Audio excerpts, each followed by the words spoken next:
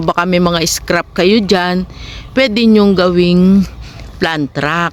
Si Tibo kasi ang magdi-deliver nito.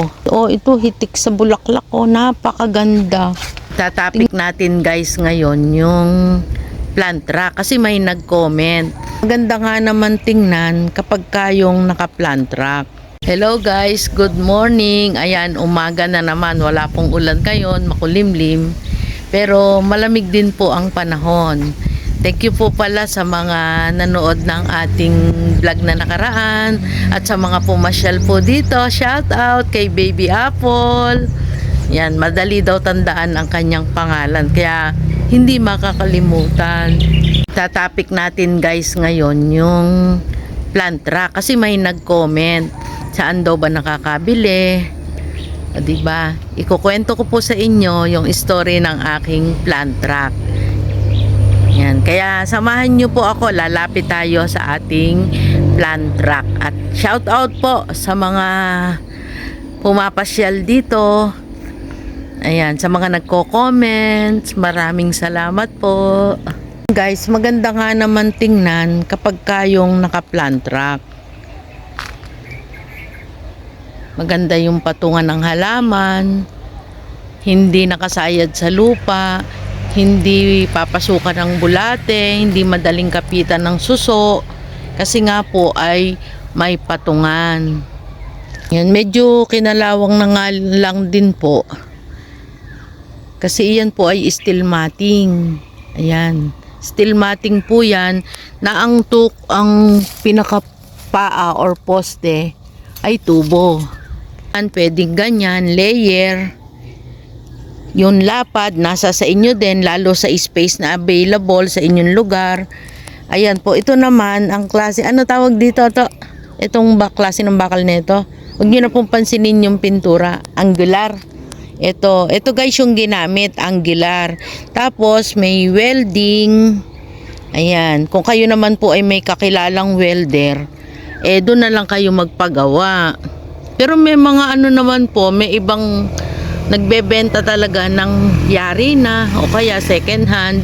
Pero ito po kasi nung saluhin namin yung garden, may mga ganito na. Ito guys ay steel matting. Ito yung makapal na steel matting kasi meron pong malambot.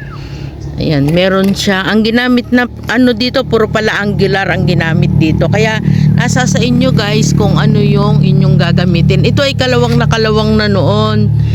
Sinalo po natin yung garden, nandyan na yan. Iba't ibang shape guys. Yan, pwedeng ganyang ito malapad sa ilalim. Alisin natin ito. Ayan, malapad sa ilalim.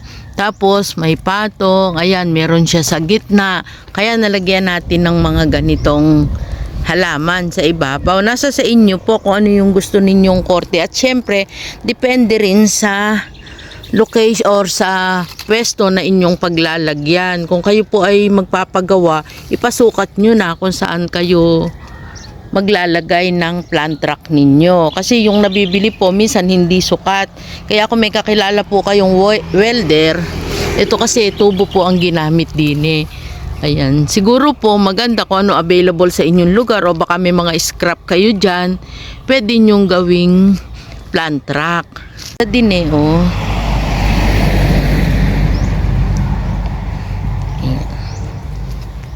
Poste nito kasi yung nasa gitna kasi pwede po kayong bumili sa scrapan.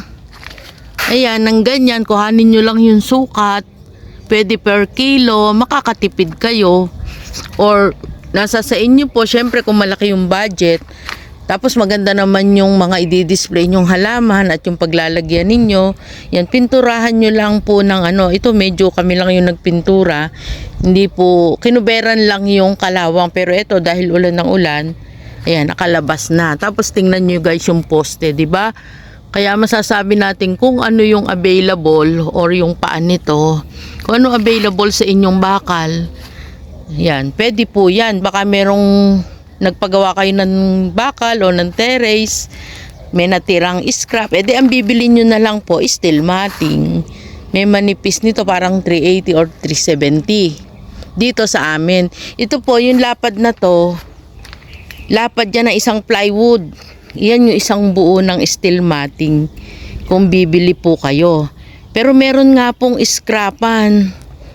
Yan, check muna po sa inyong lugar.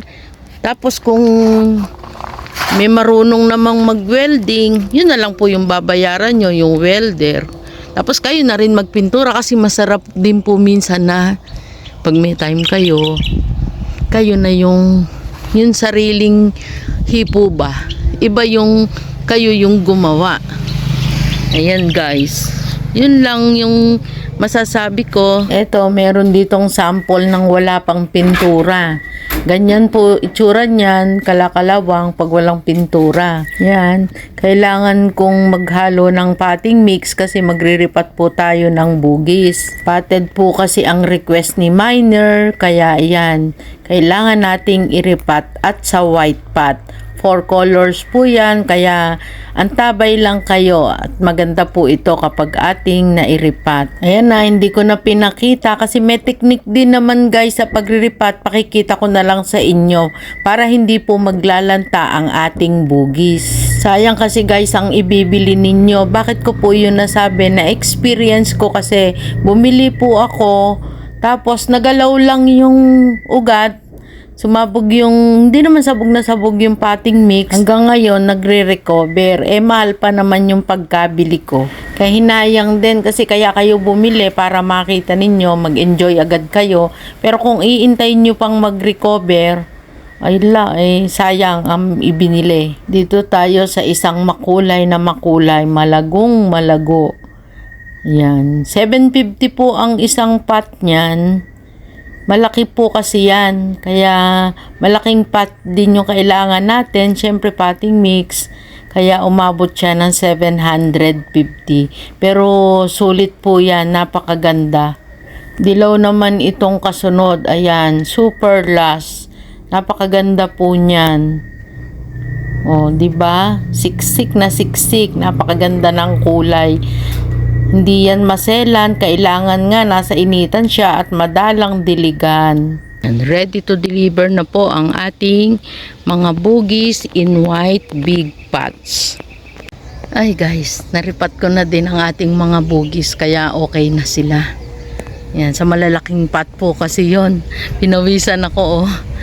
Ipasok na natin kasi paulan na po. Sayang yung paso kung madudumihan. Maganda kasi i-deliver kung malinis, maayos, o di ba? Para masaya naman si miner. Ayan, ganda niyan, kaya matutuwa sigurado siya. Tataka siguro kayo kung bakit ako lang yung nagbubuhat. Kaya ko naman po yan at malaking tulong ang ating kartilya. Kanya-kanya kasi kaming trabaho. Ayan. Kung ano yung kaya namin, edi yun po yung ginagawa namin. Bilisan na natin at ayan na po ang ulan. Hindi pwedeng hindi ipapasok. Sayang ang pagkalinis sa paso. At para hindi po tutulo sa sasakyan. Kaya okay na yung dry. Pag deliver na lang, sasabihan na lang po si miner na siya na lang po ang magdidilig. At syempre, ituturo kung gaano kadalas ang pagdidilig at kung paano pag pruning. Kapag ang bulaklak ay palipas na. Yun. Hindi, dito na sa loob baka maano pa. Malalanta yan. Yan. Dalaw ba ugat? Hindi. Alam ko ng technique ngayon kung paano magripat. Ako na, nakaporma na. Yan o. Ganda no. Dito ko na lang lalagay ito. Yun nakasya dun eh. Ikaw na o ako? Ako na. Kaya ko na to. Diba ganda? Nabanggit ko nga po pala yung pagripat. Kasi meron pong client na nagpunta dito. Parang napabagsak daw yung kanyang in-order niya po sa iba. Na parang napabagsak ni rider. Sumabog yung lupa hanggang sa nalanta. Hanggang ngayon daw hindi pa nakaka-recover.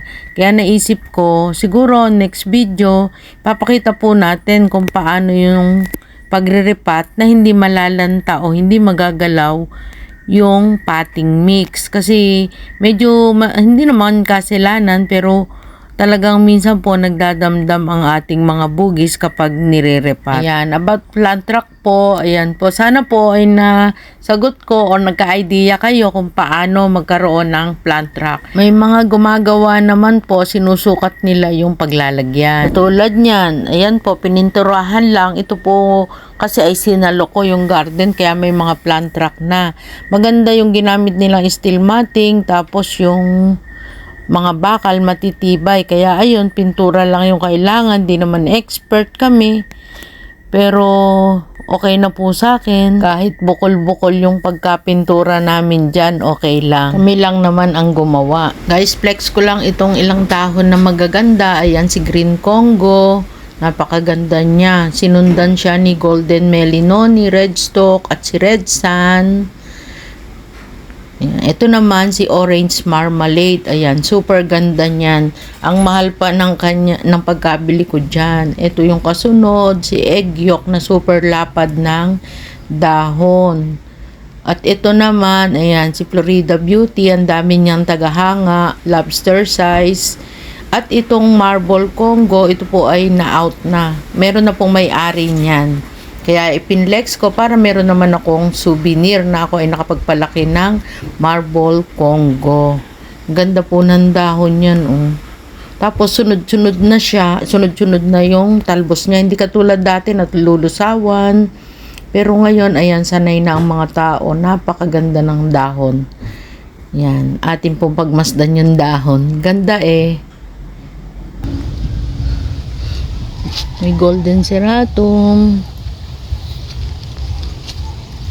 At ito ang ating black sisi. Ganda nga naman, super black. Ayan. Guys, ito ay local. Pero nasold na po yung mother. Yan, ang ganda oh. Tingnan nyo. Pag itinabi sa gold. Diba? Hanggang sa muli. Maraming salamat. No stress. Just relax. Bye! Ito yung isang na-deliver guys, ganda ng kulay. Tapos siksik ang bulaklak niya. Si Tibo ang nag-deliver nun. At ito may di-deliver pa siyang isa sa drop and go naman. Paalis na siya. Papunta po iyan ng drop and go NJRS. May bisita tayo.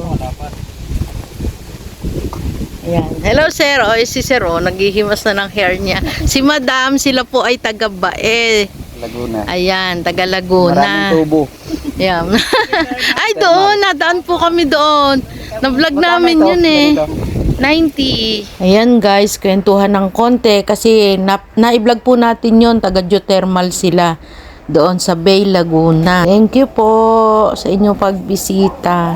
Hanggang sa susunod po nating vlog, maraming salamat po sa inyong panunood. Bye!